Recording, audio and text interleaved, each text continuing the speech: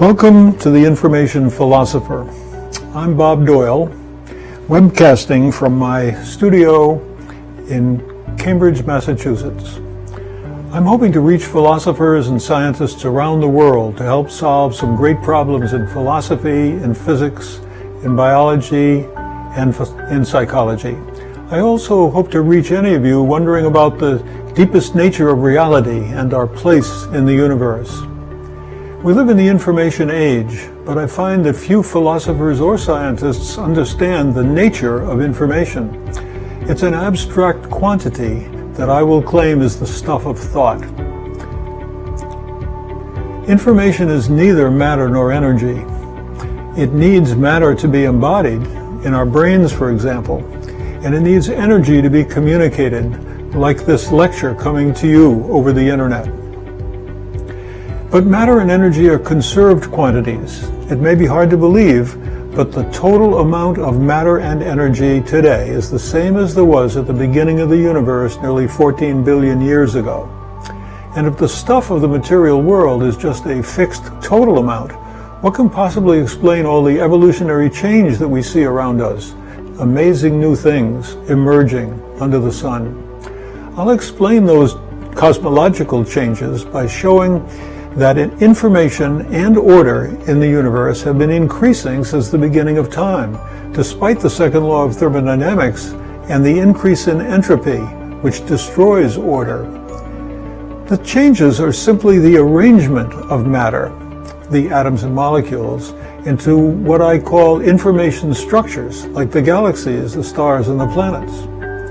The stars are passive objects under the complete control of physical forces like gravity, but living things, you and I, are dynamic and growing information structures under our own control.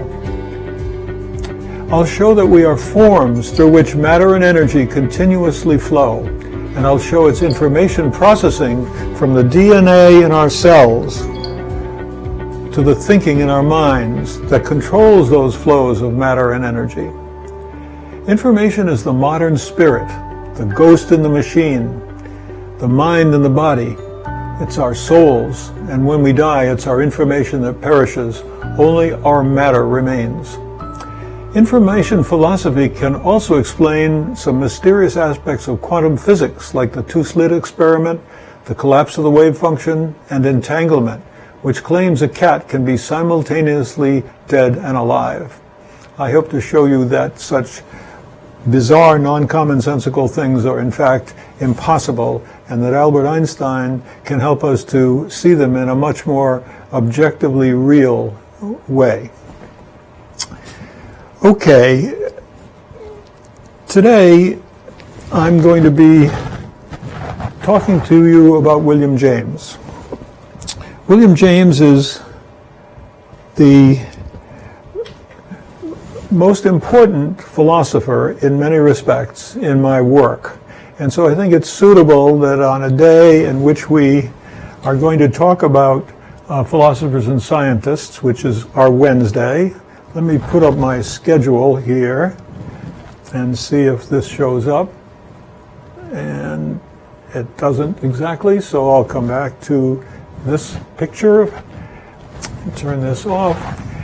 There we go. We have myself and my webpage on William James. James was, for a long time, just someone I thought was a psychologist, professor of psychology, wrote his great Principles of Psychology in the 1890s, generally believed in a notion of consciousness which he described as a stream of consciousness, a blooming, buzzing confusion in our minds, which played some role, obviously, in how it is we came to think about things, but I did not take James very seriously. In the first 20 or 30 years, I worked on the problem of free will. Instead, I was really more interested in James's colleague in Cambridge, although no longer at Harvard, as long as James was, and that was Charles Sanders Peirce. Peirce is a wonderful, amazing, prolific author, wrote volumes of works on philosophy, on logic. He was a scientist, and he had this belief, this commitment to the notion that the universe had chance in it. Reading the work about his metaphysical club, which met in Cambridge back in the 1860s in Civil War times, and included our great Supreme Court Justice Oliver Wendell Holmes Jr., and as well as James and Peirce, and a few other very interesting characters that I've written about on my website, and they're all described in a lovely book called The Metaphysical Club by Luc Menand, a Harvard historian, which I recommend very highly.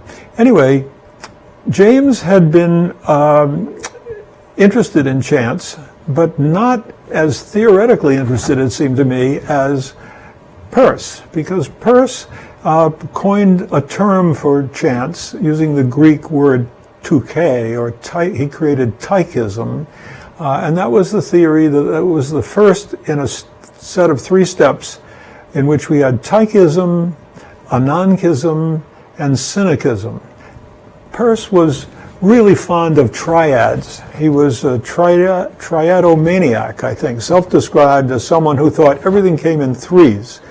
And that's a very kind of interesting viewpoint, that the way you understand the universe is something like, say, Hegel called the dialectic, which always starts with a thesis, and then the thesis brings into existence its antithesis.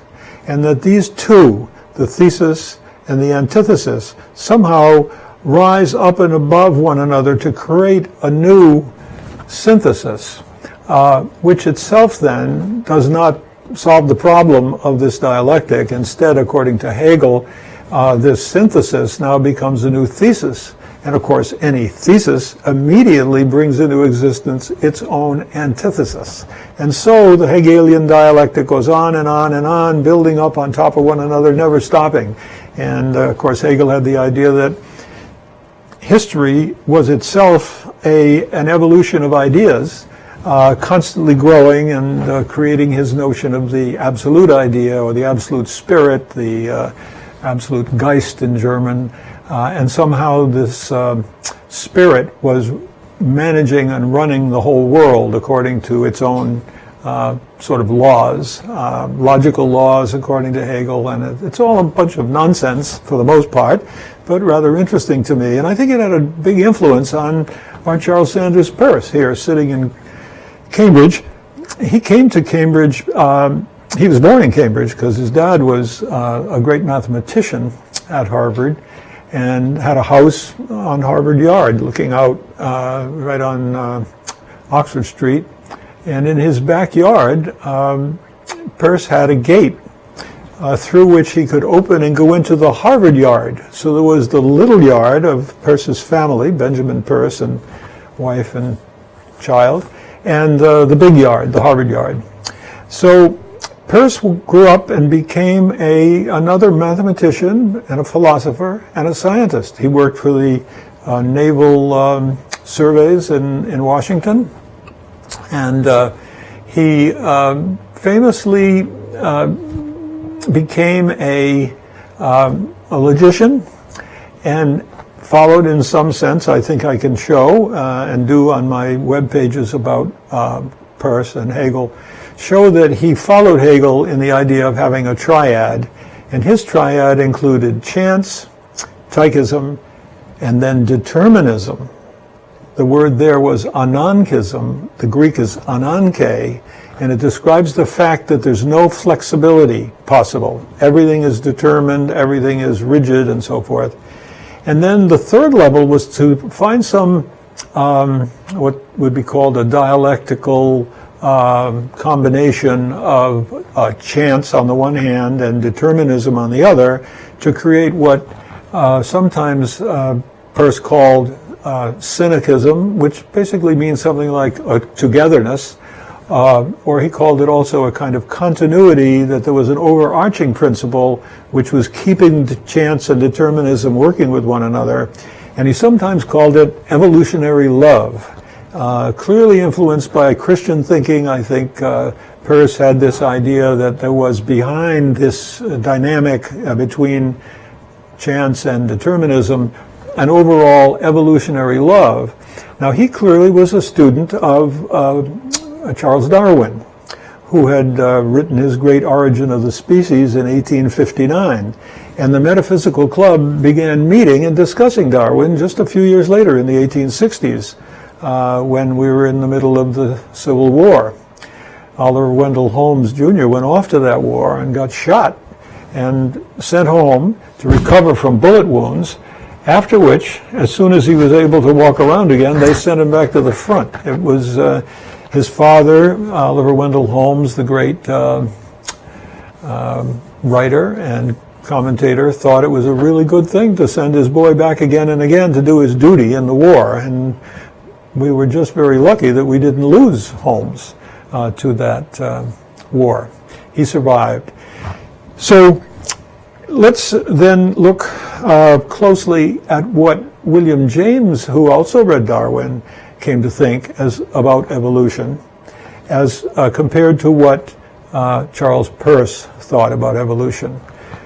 Peirce called Darwinian evolution greedy and selfish, and the notion of chance involved in it bothered him, as if it was somehow outside the bounds of his overall thinking as logical thinking and mathematical thinking, and somehow it bothered Peirce. At the end of the day, I read huge amounts of his work to find anywhere a sign that he had a sense that the chance might contribute to the notion of freedom, that somehow chance might break the chain of predeterminism or predestination for those who think that everything happening is destined to happen by God, or perhaps was simply predetermined because the laws of nature are said to cause each event at a time now.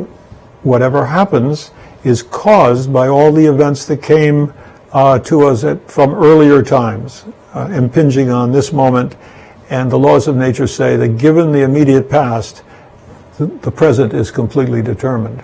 I'm sure that Peirce was very familiar with this argument and understood the works of Kant, who was not only a philosopher but a great scientist, and in turn completely understood the implications of Newton's laws, that the laws governing the motion of material, especially the planets and stars and so forth, are completely deterministic laws. That given the situation at any time, the situation at all other times must be determined. The great philosopher and mathematician Laplace made this into an argument about a superintelligence, he imagined, who at one instant could know, by measuring presumably, which is absurd, but could know the positions and velocities of all the particles of matter in the universe, would be able to then, applying the laws of nature, applying Newton's laws, be able to know the situation in the universe at all other times, both into the past and into the future. So that notion of what some call Laplace's demon, superintelligence, would be able to completely see all times, much like the omniscient eye of God, who kind of, for whom all times are seen at the same, quote, time, or as Kant described it, out of time. That for Kant, he imagined a world of phenomena, a world at our level in which we everything is happening according to laws of science, physics, nature, and then another level for Kant he called the noumenal. The lower level is phenomenal, we see all these phenomena, but the upper level is noumenal, and in the noumenal level he imagined there was room for concepts like freedom and God and immortality and things that are otherwise mysteries according to the laws of nature. So I'm pretty certain that Charles Peirce was influenced by Kant, influenced by the Hegel, who came a little later, influenced by the laws of physics, and came to be skeptical about Darwin's notions of evolution. But he did write a lot about it. And in later years, would go forward 20 years or so into the 1880s, we come back to William James. And James at that time had been moved around with his father, the James family, to many places. They traveled the world. Henry James famously had a trunk, and in the trunk he had all of the writings of a Swedish philosopher, theologian in some sense. Emanuel Swedenborg was his name, founder of the Swedenborgian Church, which has significant members worldwide to this day, and one very interesting chapel named the Swedenborg Chapel is here in Cambridge, right across the street from William James Hall, which is kind of ironic. I've studied a lot of the philosophers, mostly psychologists. The Department of Psychology and a few other departments are in William James Hall, and absolutely none of them pay much attention to the work of William James over the decades. That's changing a bit because a lot of modern psychologists and neuroscientists as well have read a lot into William James and his concepts about a stream of consciousness and other insights into the mind. Let me bring up James for a moment here, this page. And basically in the 1870s, I see from my date here, it was April 30th, 1870, James had been having a life crisis. I guess at that time he would have been about 28 years old, and not uncommon for a young man who's bumping around the world with his father and family and wondering what he's going to do with his life. Got very discouraged by the idea that everything that's happening to him might be happening to him and are not happening because of James. So in this situation, he read a French philosopher named Charles Renouvier, and in his diary entry of April 30th, he wrote the following. Let's open this up so you can read it easily.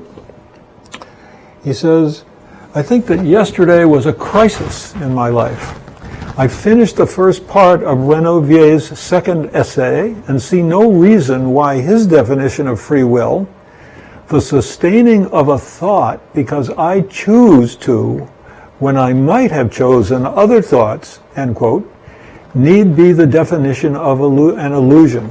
Now it's quite amazing that even at that time, 150 years ago, many people thought freedom, free will, was an illusion. Some religions, Calvinists for example, were absolutely convinced that everything must be completely determined, that it must be all up to God, as Muslims are fond of saying these days, God willing. God's will was in charge of everything, and so the idea that it was a freedom was just illusory.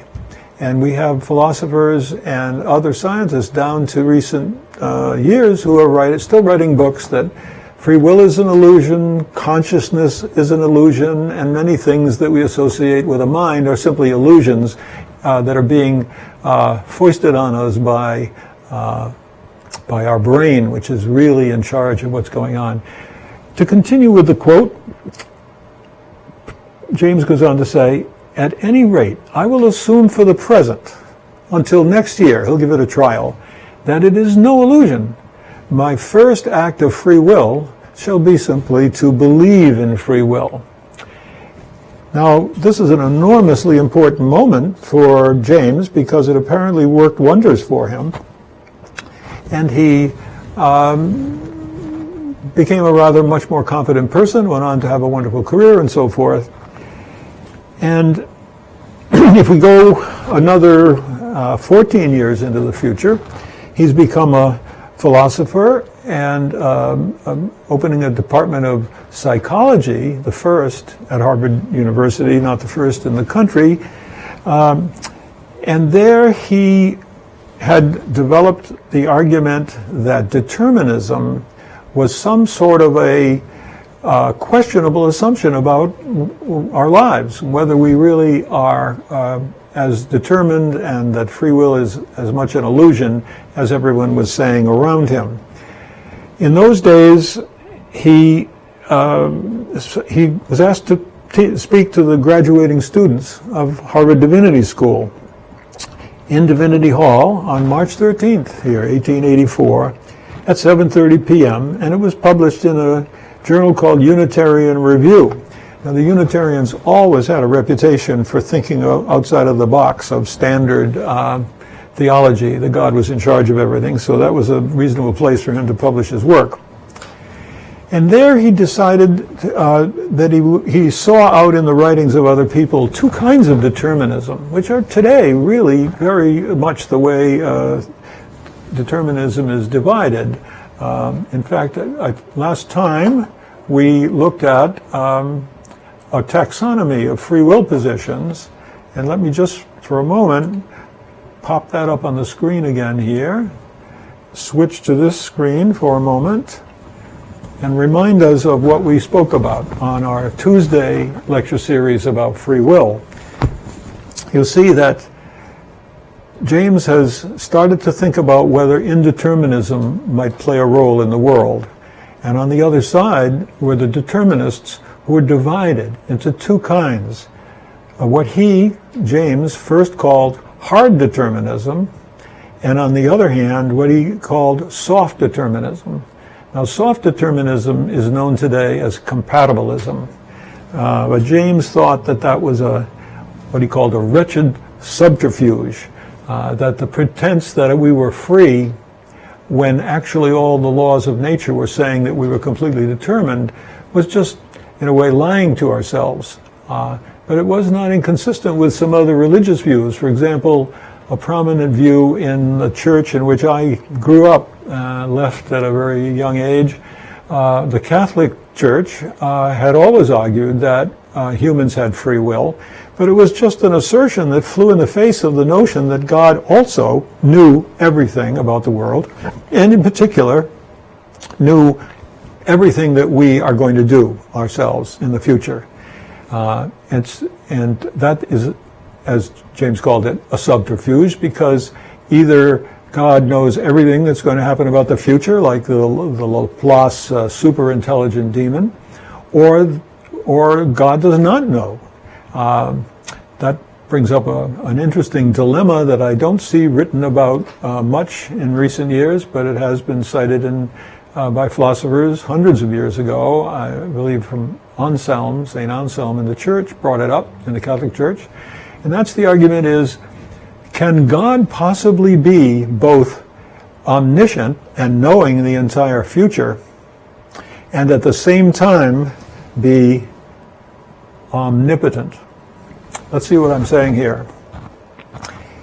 If God knows everything that is going to happen in the future, including everything that I am about to say, can that God also be omnipotent and have the ability to arbitrarily, miraculously change what I'm about to say by those who argued these arguments for many centuries, by miracles, by divinely changing temporarily, putting a gap in the laws of nature and doing something outside and then perhaps coming back?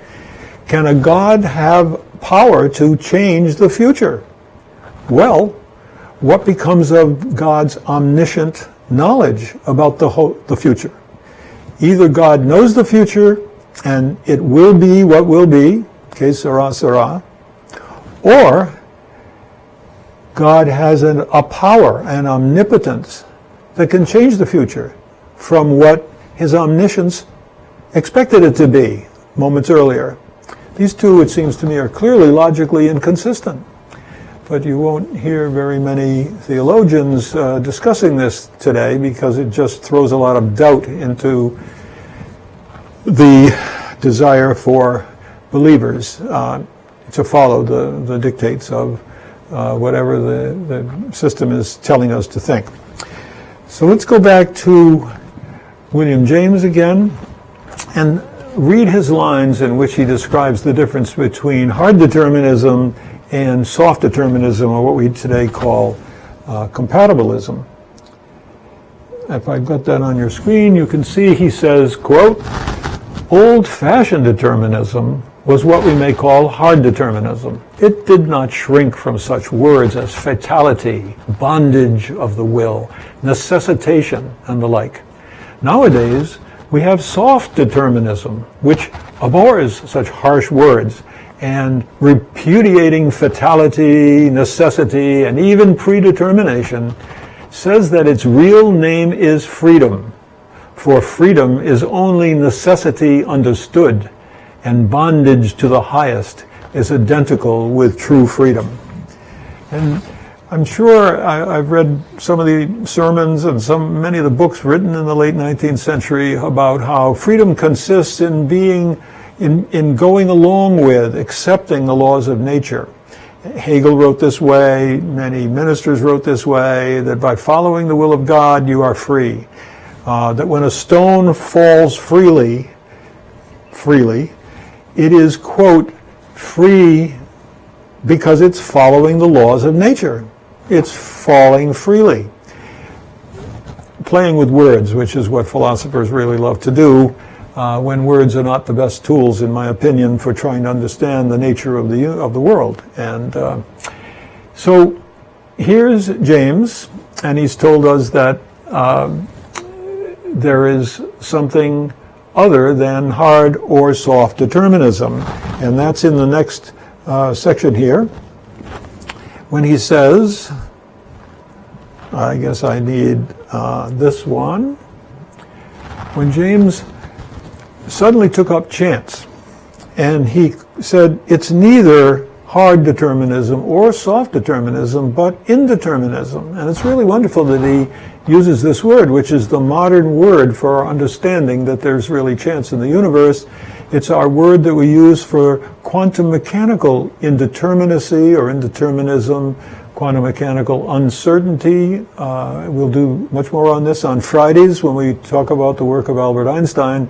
But the notion, the term uncertainty really seems to mean we don't know what's going on. It's an epistemological doubt about what's going on, whereas indeterminism really suggests a kind of ontological, to use a technical term, a real basic lack of determination.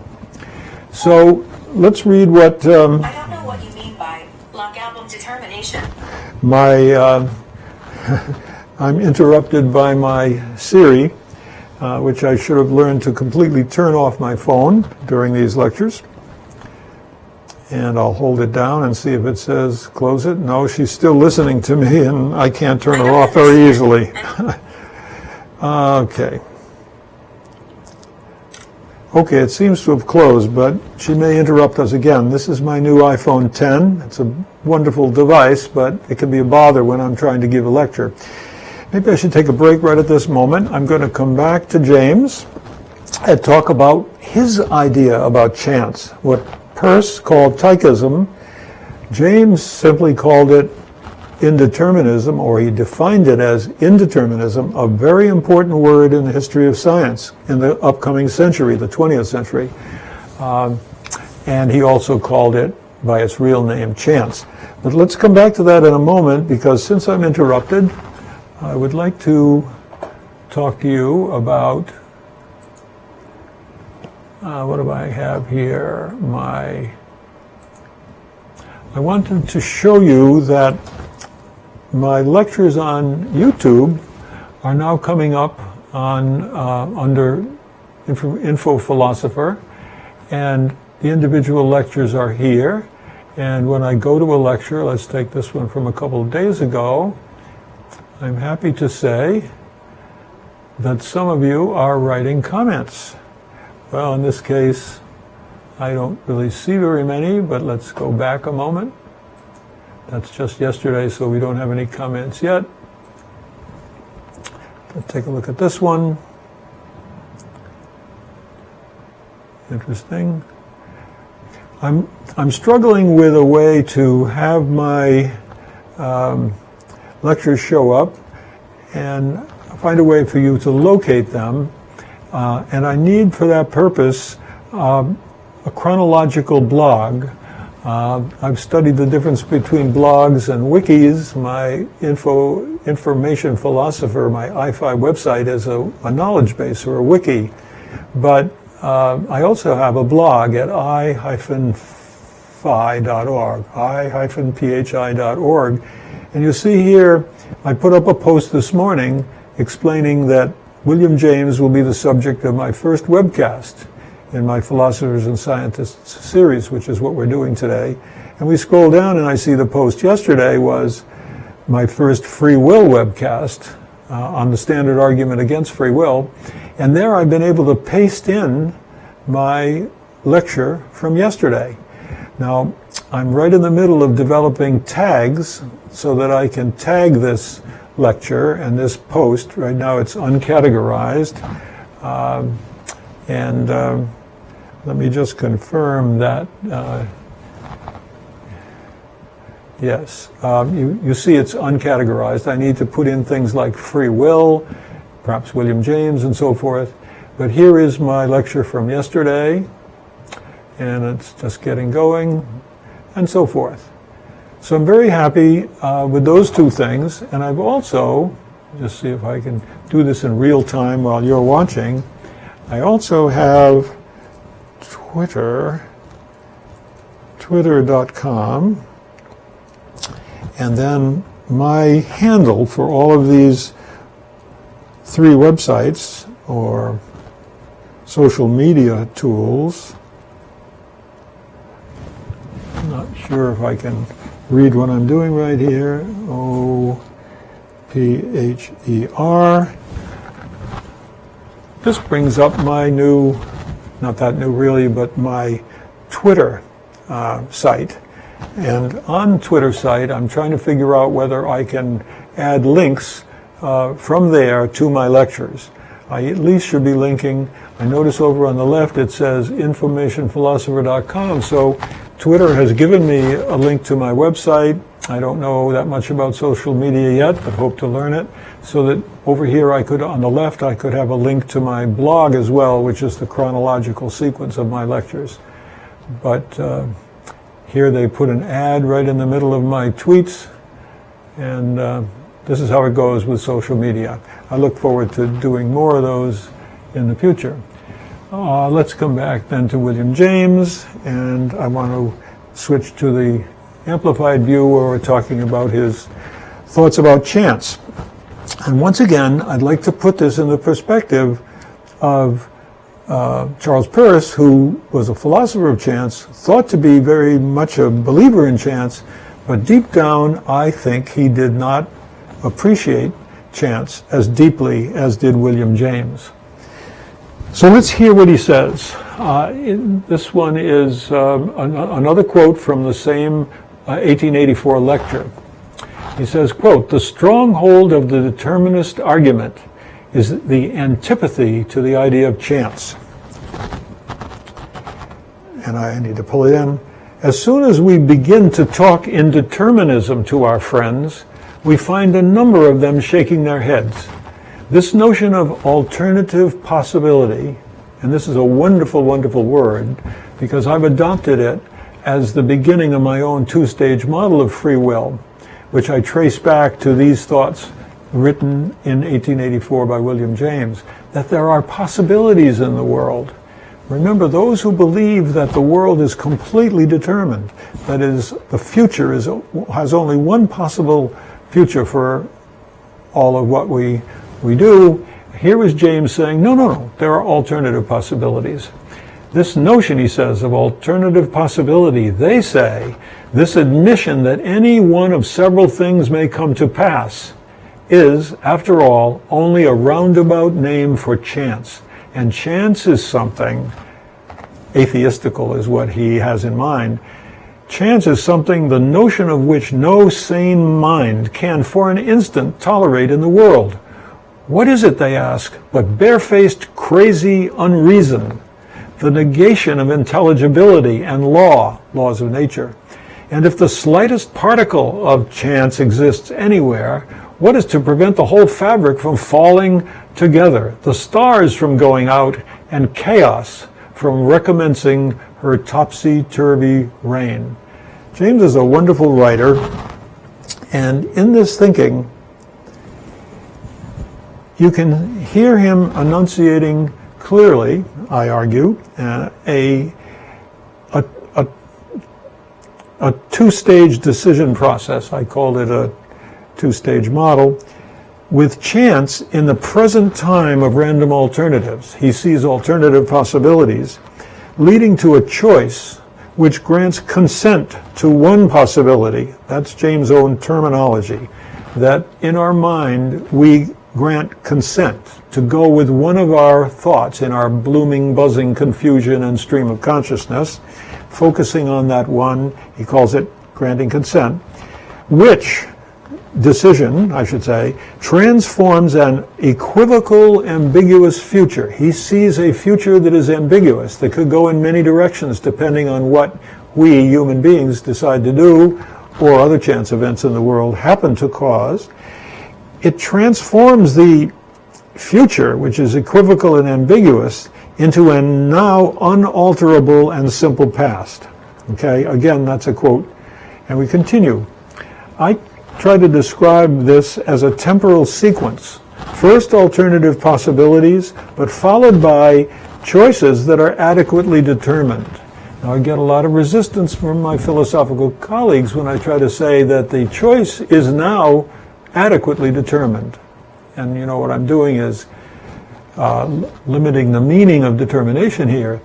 That choice is not determined by any predetermined or causes that come from much earlier times. The determination, and I like determination for this concept, is a lot better, is that our choices are probably determined in the sense they are, all the alternatives are evaluated, and a determination leads to picking one of them rather than the others for reasons, for motives, for our feelings, for our evaluation of those choices against a measure that is our way of thinking about what we'd like to do. The first stage then generates random possibilities, not always random, sometimes just a set of those we habitually consider, like whether to have chocolate or vanilla or something, and we do consider both, but then we every now and then pick the one and then the other. And I give James full credit for being the first really clear account of this notion of a two-stage model of free will. He now explains it in a wonderfully colorful description of leaving the lecture hall and heading home after the lecture. He says, "What is meant by saying that my choice of which way to walk home after the lecture is ambiguous and a matter of chance? It means that both Divinity Avenue and Oxford Street, still two streets that are along Kirkland Avenue where William James Hall now stands, it means that Divinity Avenue and Oxford Street are called, but only one, and that one, either one, shall be chosen." Lovely phrase. James is a wonderful writer. And what he's saying is that, look, there are possibilities. I could take one or I could take the other. The medieval philosophers, the church fathers, called this the, quote, liberty of indifference. The scholastic phrase for this was the liberum arbitrium indifferentiae. And so they wondered about this, famously comparing it to the problem faced by a donkey, a jackass, sitting in the middle, in between two equally sized, equally delicious looking to this ass, bales of hay. There's the jackass in the middle, two bales of hay, exactly equal opposite distances. The scholastics, some of them famously argued that that jackass could never see a difference to go for the one or the other, and that the result would be the jackass would starve to death. This is the height of absurdity, but it's also the crowning achievement of certain logical thinking philosophers who come to conclusions on logical basis about things in the world, which I'm very skeptical of all such arguments that logic somehow commands the world to do anything. Logic and reason are wonderful tools. They help us to understand the world, but the world is driven by other things, physical forces and mental interests and feelings and motives. Famously, Jean-Jacques Rousseau argued that it's passion that helps to make decisions. It's rarely reason or logic that helps us to make decisions. So here is James, and he's imagining his actions repeatedly if they had been done in the same circumstances. Now, apart from the fact that you can't ever go back in time and have exactly the same circumstances and see whether they lead to the same consequences, James is asking us to put ourselves in that position, which is a little like an instant replay. And in famous replays in sports these days on television, we do see the thing all over again. And of course, it always does exactly the same thing. But join in the idea that we might take time backwards a little bit. And it's a very popular device in teaching philosophy these days that the philosophy professor says, think what would happen if you were back in exactly the same circumstances. Could you do otherwise, is the philosophical question. And I have a page on could we do otherwise, which I encourage you to read. But let's again stay with James. And here he says, imagine that I first walk through Divinity Avenue, and then imagine that the powers governing the universe annihilate 10 minutes of time with all that it contains and set me back at the door of this hall just as I was before the choice was made. Imagine then that everything else being the same, I now make a different choice and traverse Oxford Street. Turns out his house at that time was at the end of either of those two streets, so he could go either way. You now, these Divinity School graduating seniors, as passive spectators, look on and see these two alternative universes. Again, a great leap intellectually by William James into a subject area we're full of physicists talking about possible worlds, possible universes, parallel universes, many worlds, and so forth. And here's William James in 1884. You look on and see two alternative universes. One of them with me walking through Divinity Avenue in that, the other with the same me walking through Oxford Street. Now, if you are determinists, you believe one of these universes to have been from eternity impossible. Let me go back to his screen so you can see this more clearly. You believe it to have been impossible because of the intrinsic irrationality or accidentality somewhere involved in it.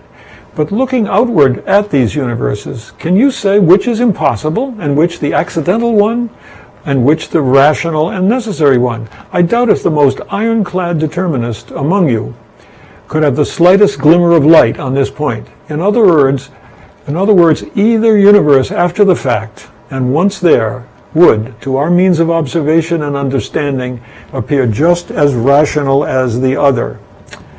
James is really putting it to these students that if he had done differently, there would be nothing that obviously reveals a break in the laws of nature to those who want to think that everything is determined. And I'm sad to say that I suspect that those students who are all listening obediently to the professor had any deep idea of what he was talking about. They were, after all, divinity school students, and they thought that everything that's happening is certainly happening in under the eyes of God and so forth. So I doubt that everything came out of it. But for us, I am reading William James as telling us the way we should think in the 21st century about freedom of the will, which was our topic yesterday. So it's really nice for me to continue right on to our Wednesday talk on Philosophers, to pick out William James and see how clearly he thought about these things in what I believe are really modern terms. Now, I point out that James was very likely to have had the new model of Darwinian evolution in mind.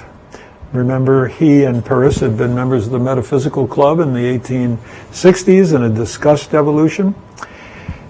But unlike Charles Sanders Peirce, from whom James learned much about chance, James accepted Darwin's explanation of human evolution. Although Peirce is well known for his enthusiastic acceptance of chance, I mentioned that he called it tychism, Peirce did not care for Darwin's idea that chance drove the variations. Somehow that would be what Peirce called greedy of evolution and Darwin's idea. So we can compare James, who in 1880 suggested a strong similarity between Darwin's genetic evolution and the evolution of ideas. And this is a profoundly insightful position for James to take. He says, a remarkable parallel, which I think has never been noticed, obtains between the facts of social evolution on the one hand and of zoological evolution as expounded by Mr. Darwin on the other. Darwin's achievement was to define the true problem with which we have to deal when we study the effects of the visible environment on the animal. This is Darwin's notion of natural selection. That problem is simply this: is the environment more likely to preserve or to destroy him on account of this or that peculiarity with which he may be born? Now today we don't think of individuals in a species suffering from a mutation or a change in their genetic makeup. Instead, we think of it in terms of a change that may or may not improve reproductive success for an individual's descendants. So it's a little more subtle than what William James saw at the time. And James himself is saying something about Darwin in my next paragraph that I think is probably what he got from Charles Peirce. James says that Darwin probably thought that his accidental variations were produced in accordance with some grand natural law, so that everything in some remote and roundabout way hangs together. So it's interesting because I know that was Peirce's position, but it certainly was not James' position, and he was more willing to see accidents and change in mental evolution. And I guess I want to go down to a few paragraphs on. You'll have to go to my William James page if you want to read more about him. Because he says, in spite of all these facts, I have no hesitation whatever in holding firm to the Darwinian distinction even here. I maintain that the facts in question are all drawn from the lower strata of the mind, so to speak. You can feel his subconscious and later work of Freud in this area coming up here. So to speak, from the sphere of its least evolved functions, from the region of intelligence which man possesses in common with the brutes, that somehow deep, that is to say, subconscious might be involved here. And I can easily show that as a matter of fact, these new conceptions, emotions, and active tendencies which evolve are originally produced in the shape of random images, fancies, accidental outbursts of spontaneous variation in the functional activity of the excessively unstable human brain, which the outer environment simply confirms or refutes, adopts or rejects, preserves or destroys, selects, in short. And here James embraces the concept of selection, which is the choice step in our mental evolution. Selects, he says, in short, just as it selects morphological and social variations due to molecular accidents of an analogous sort. And this is from his Principles on page 445, if I look up above. No, it's from his article on Great Men, Great Thoughts, and the Environment in Atlantic Monthly a few years earlier.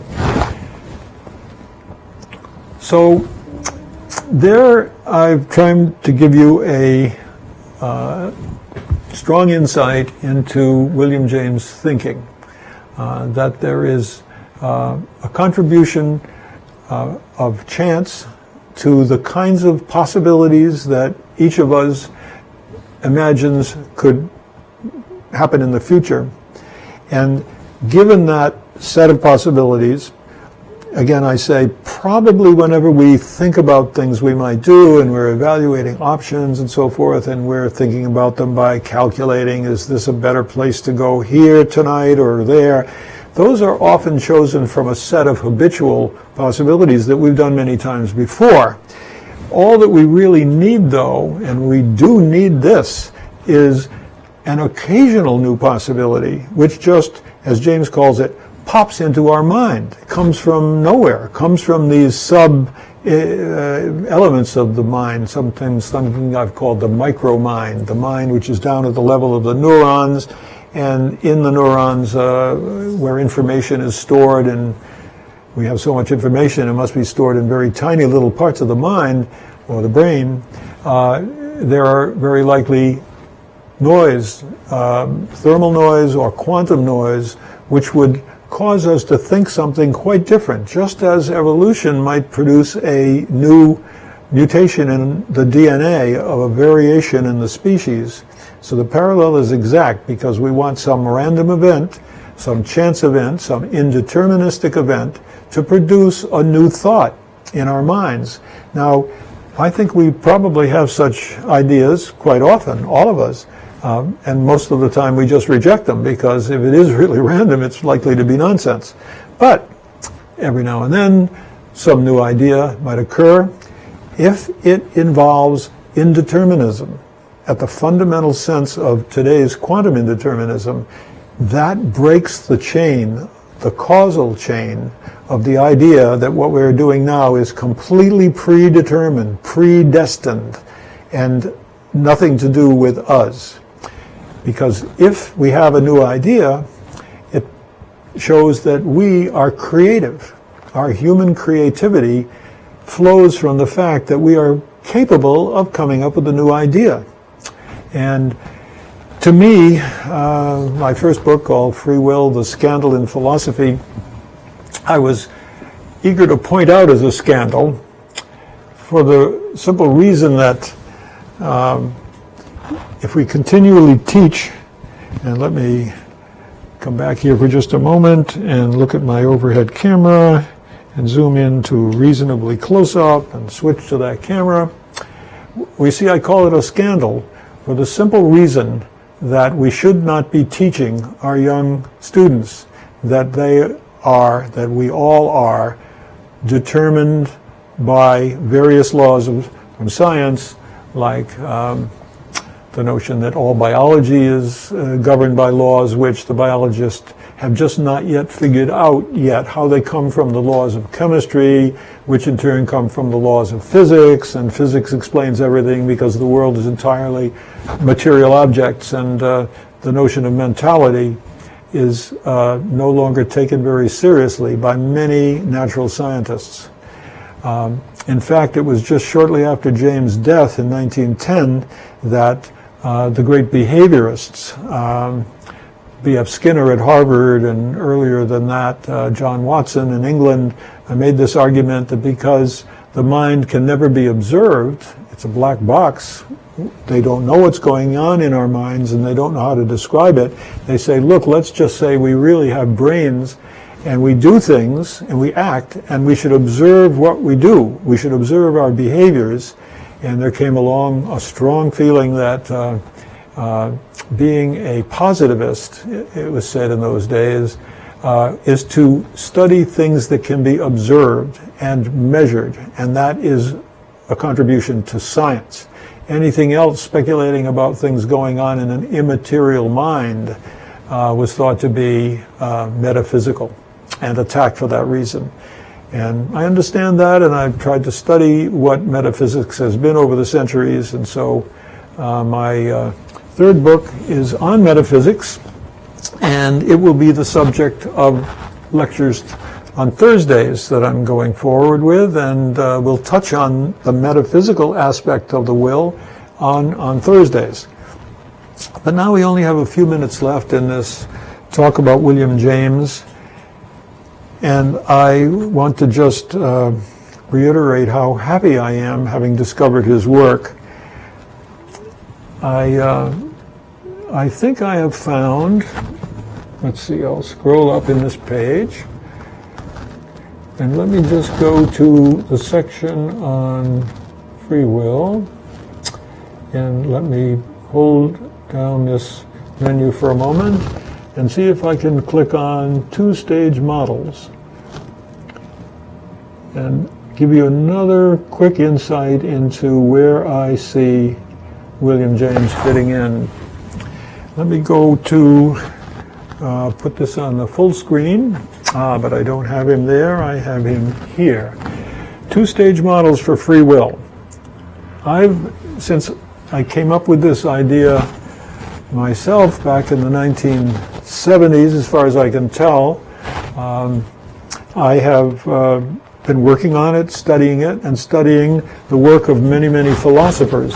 You see on the left-hand side of this page, by the way, where I had my list of all the philosophers I've studied, it's now preceded by a list of web pages on the subject of free will. So here's my section on philosophers, and there are 200 of those, and then there are 100 scientists. So there's a lot here to study, and I hope it provides a lot of material for me to lecture to you over the next several years, I hope. I hope to organize these into courses, and maybe you will get some kind of credit sort of for studying some of these subjects going forward. I hope you'll want to study them on your own.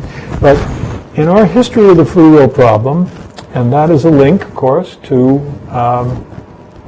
a page on history, we've found several great thinkers who've developed two-stage solutions to the classical problem of free will. And I list here William James, Henri Poincaré, Jacques Hadamard, Arthur Holly Compton, a great physicist, Karl Popper, a great both physicist or interest in physics, but a philosopher, Daniel Dennett.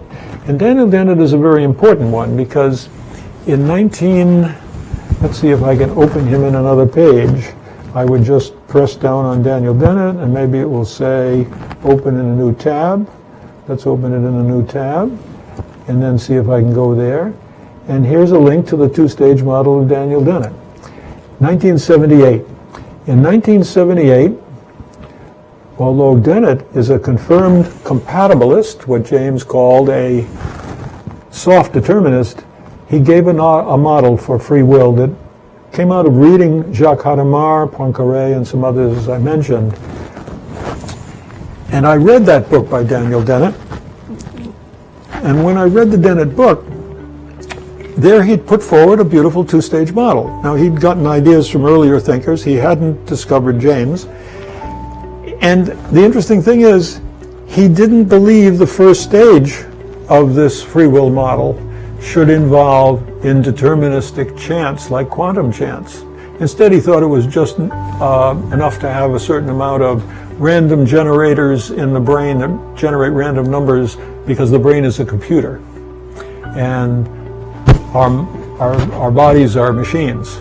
Now, I think those who think that the brain is a computer and the body is a machine don't know much about computers and even less about brains. So I would like to close up with one more look at this page that I encourage you to consider on two-stage models. The blue links all go to the individual pages and their thinking on two-stage model, and here they are all summarized. The first stage model of William James, the first one, then the one of Poincaré in 1906, Jacques Hadamard, and Arthur Holly Compton, Karl Popper, and so forth. There's a lot of work here for those of you who would like to go more deeply into the study of William James on the one hand, which is our subject today, and then a long list of philosophers and scientists who've worried about this problem. And I look forward to the opportunity in future Wednesday lectures to introduce you to many of these scientists and philosophers and look carefully at their work as part of my effort to bring you a series of lectures.